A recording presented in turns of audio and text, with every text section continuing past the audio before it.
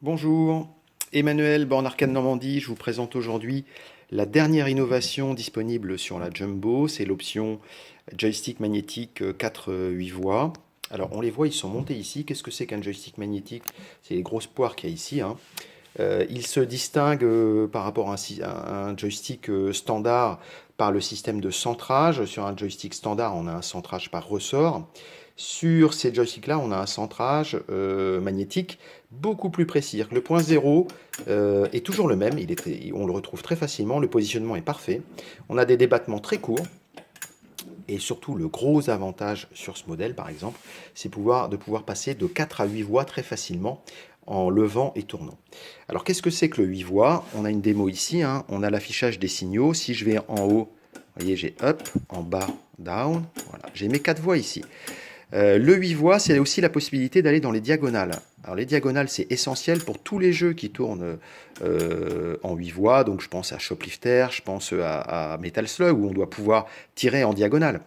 Par contre, le 8 voix, c'est un souci pour les jeux début années 80 qui tournaient exclusivement en 4 voix. Donc là, je pense à Pac-Man, à Donkey Kong, à Popeye.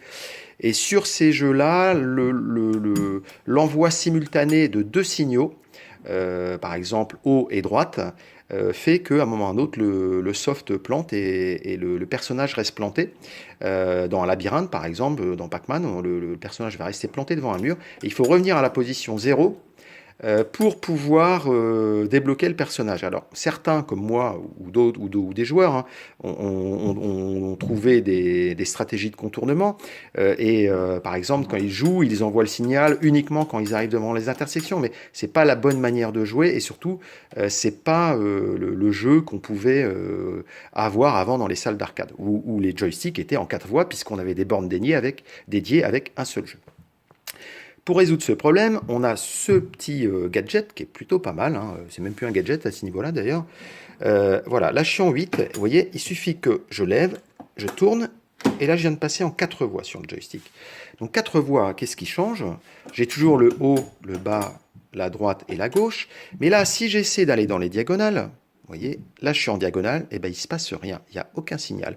Je peux aller à droite, je peux aller en haut, mais là je pousse dans la diagonale, vous voyez, et je passe du haut à droite, mais à aucun moment j'ai les deux signaux simultanément. Et là ça change tout en termes de précision sur les jeux que j'ai cités précédemment. Ça permet d'avoir un jeu beaucoup plus précis. En termes d'ergonomie ou de jouabilité, c'est vraiment le top. Je vous fais la démo sur le jeu.